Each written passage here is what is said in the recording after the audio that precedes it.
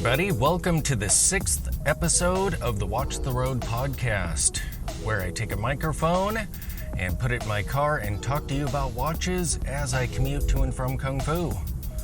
So, in my previous podcast, I was talking about a watch, a mysterious watch, that was on its way. And the watch has arrived, so I'm going to reveal it if you don't already know. Because on YouTube I've done reviews of it already, so kind of a spoiler alert if you watch my YouTube stuff. But, drum roll, the watch that arrived is the Max Bill.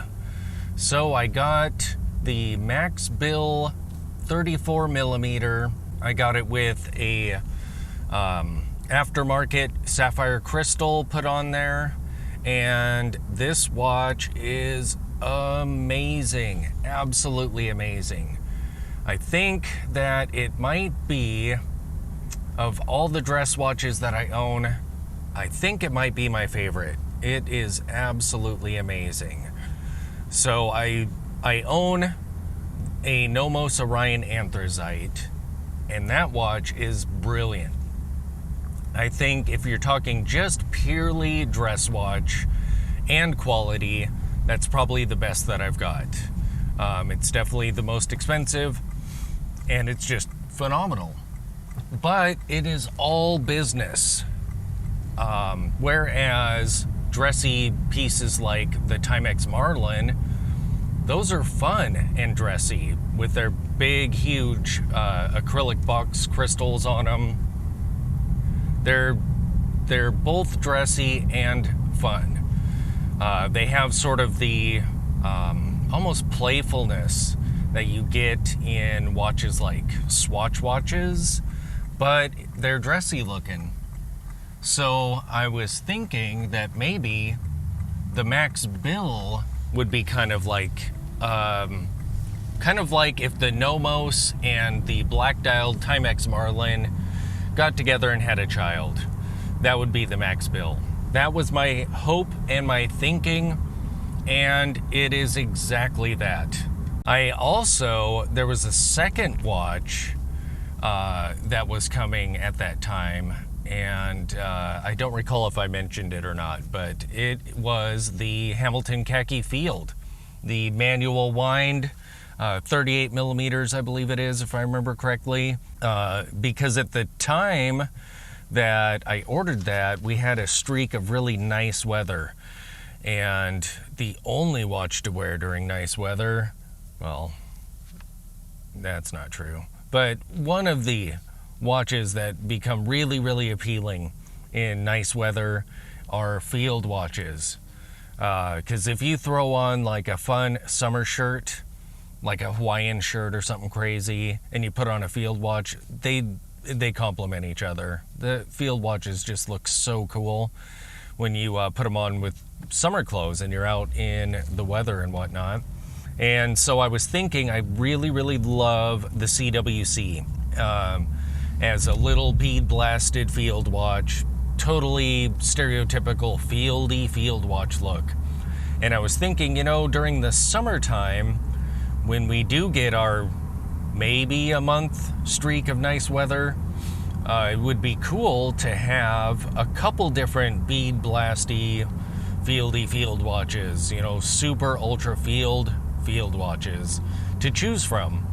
And seeing the khaki field on my brother's wrist, it looks nice and sleek and thin. It looks so cool. So, and they're so affordable. I decided to try them out and see what I think, knowing that they'd probably be larger than I like, because I've really come to realize that 36 is the sweet spot for me personally. When I look at my watch box, those are the watches I choose. Larger than that, it's iffy. And so I knew it would be kind of large, and so I'd probably be going for the CWC more often than not. Plus, with the CWC's water resistance, if it's summertime, I may be at a lake or something like that, and I'm going to want that water resistance. these two watches got me thinking as I was kind of searching around and just looking at different field watches and stuff for the heck of it. I was thinking there should maybe be a subgenre to field watches, because what is the point of a genre? And that is so that, one, you can find stuff, so you could describe things better and get to them. And nowadays, where a lot of our shopping is online, it's even more critical to have descriptions that get you to the product you're looking for. And so when you say field watch, that there's such a wide variety there. I mean, you'll see anything from not really field watches, but more military watches show up. And you'll see sort of refined field watches, I would say, like the Smiths or the Sandhurst. And those are field watches that, in my opinion, you could kind of dress them up a little bit, so that in a universe where a Rolex Submariner or an Omega James Bond can be worn with a tuxedo, basically breaking all the rules of dress watches and stuff. If in that universe somebody could wear a sports watch with a suit and nobody freaks out. In that universe, these field watches could be dressed up. I mean, the Smiths, I've put it on Shell Cordovan dress straps before, and it looks great. The dial's a little bit more busy than you would see in most dress watches, but other than that, even the brushed case still looks great, because it's a great design, and you still get some, not necessarily reflection, but you get kind of the shininess of metal there. Whereas the Khaki Field or the CWC, you really cannot dress those up. They are 100% tool watch. I mean, they're bead blasted to where the metal almost looks more like stone or some kind of metal colored acrylic substance. There is just no dressing those up, especially the CWC. You can't even put a regular strap on that watch because it has fixed spring bars. So you're generally wearing a one-piece strap in there, and you could do the single-piece leather straps in there, but those usually end up looking just as tooly as a NATO, if not more so, because I think a lot of them are kind of distressed leather looking, stuff like that. But so I don't know what you would call this subgenre, but sort of like a subset of field watches that are 100% tool watch, period. And they would have the aesthetics very similar to the CWC, the Hamilton Khaki Field, some of Boulder's field watches. I don't know their references. They have the 4 o'clock crown on them. They remind me of some of Marathon's pieces. Like, they've done the acrylic case or whatever plastic material that is made of.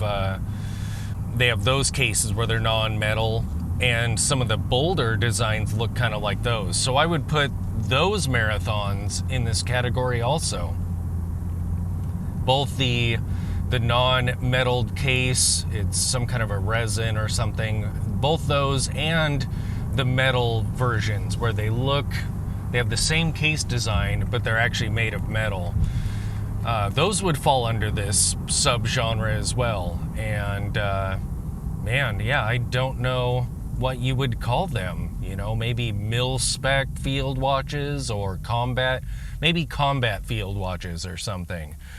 Because these are the ones that are truly watches that fit in a scenario like, a combat zone or super extreme situations like that.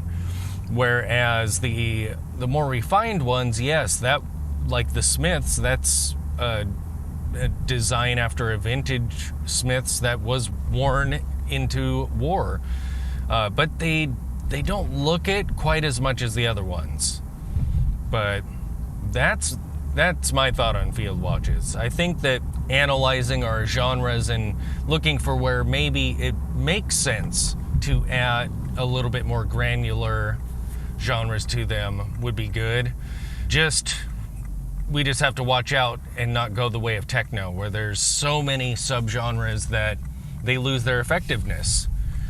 They're so granular that you can't get to the music that you're looking for, because you have to have this like reference book to all the subgenres, and you have to actually become a student of the genres themselves to understand what terminology to use to get to the music you're trying to find. So we don't want to go that way either, but maybe some additional genres to help people in their hunt for their watches. I am nearing my destination, so I'm going to wrap up episode number 6.